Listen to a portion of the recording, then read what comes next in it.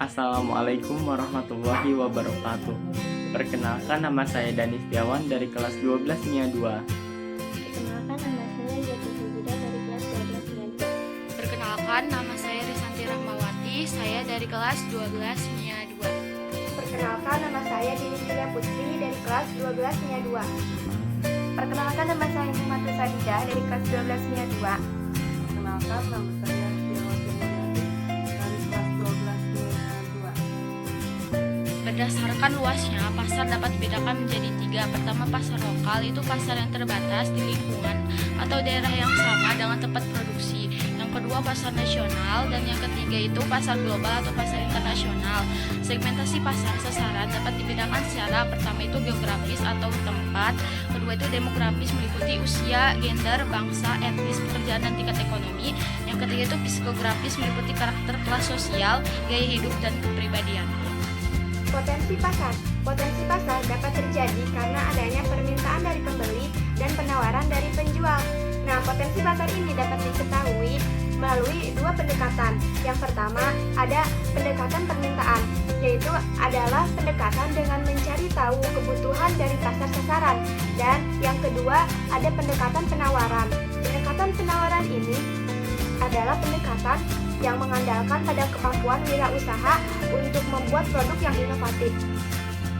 Kebutuhan pasar lokal dapat diketahui dengan melakukan pengamatan terhadap pasar sasaran. Sedangkan ide dari pengembangan produk dapat diperoleh dengan mengenali kebiasaan pasar sasaran di daerah setempat. Yang dimaksud dengan pasar sasaran di sini adalah kelompok pasar atau konsumen yang ditargetkan untuk membeli suatu produk, sehingga penetapan pasar sasaran suatu produk sangat penting dilakukan agar produk yang akan dibuat sesuai dengan pasar yang akan dituju. Sumber daya material teknik dan ide produk kerajinan yang dibutuhkan untuk wirausaha kerajinan adalah bahan baku atau material yang terbaik dan alat serta keterampilan wirausaha kerajinan untuk pasar lokal. Dapat dimulai dengan melihat potensi bahan baku, potensi teknik dan keterampilan yang ada di daerah tersebut. Bahan baku dan material akan dimanfaatkan untuk memproduksi produk kerajinan harus memiliki jumlah yang cukup agar produk yang dihasilkan memiliki standar, bentuk, dan kualitas yang sama. Teknik pembuatan produk tergantung dari materialnya. Perencanaan produk didasari beberapa faktor berikut. Adalah faktor yang satu, fungsi produk. Yang kedua, penggunaan produk. Yang ketiga, material atau bahan. Yang keempat, teknik pembuatan. Yang kelima, nilai estetis. Dan yang terakhir adalah harga jual. Tips memulai bisnis kerajinan tangan. Keunggulan atau nilai sebuah handicraft tidak hanya dilihat dari fungsinya saja, akan tetapi juga dinilai dari keunikan dan nilai seni yang dihasilkan oleh pengrajinnya. Tidak hanya dipasarkan dalam negeri saja, permintaan untuk produk handicraft buatan Indonesia banyak dipasarkan ke luar negeri. Dibuktikan dengan meningkatnya permintaan handicraft dari waktu ke waktu. Ada beberapa tips bagi kalian yang ingin mengikuti bisnis handicraft. Yang pertama, target pasar. Produk handicraft memiliki pasar masing-masing. Dengan mengenali target pasar, Anda bisa menentukan kualitas standar yang akan diterapkan pada produk kerajinan Anda. Yang kedua, strategi pemasaran. Siapkan strategi pemasaran yang optimal sebelum Anda benar-benar masuk ke rumah produksi secara lanjut. Anda perlu memastikan produk yang dibuat sudah siap. Tersampung pasar ketimbang hanya menumpuk di gudang dan mematikan aliran kas dalam usaha Anda. Yang ketiga, keuangan dan pengelolaannya. Pengelolaan keuangan yang efektif akan menghasilkan perkembangan bisnis yang sedang Anda jalani. Pastikan Anda sudah menggunakan software akuntansi pembukuan untuk memudahkan pengelolaan keuangan Anda seperti jurnal. Yang keempat, ada tenaga kerja.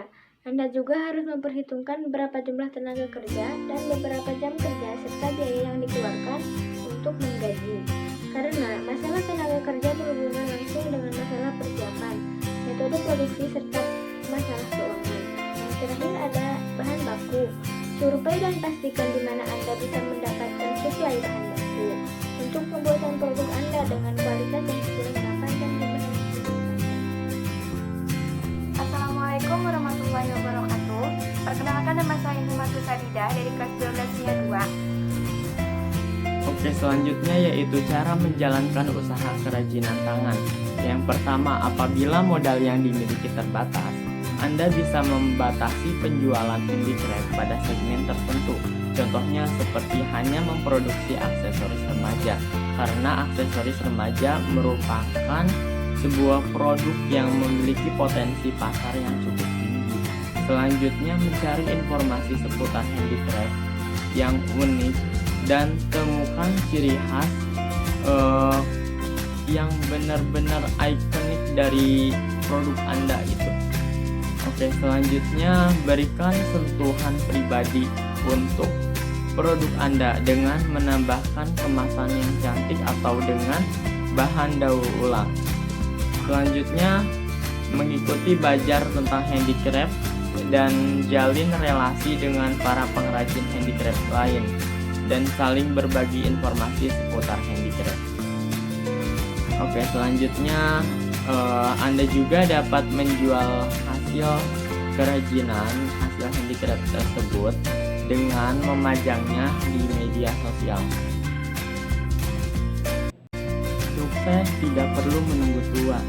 Kalau bisa sukses di usia muda, kenapa harus ditunda? Sekian dari kelompok kami. Wassalamualaikum warahmatullahi wabarakatuh.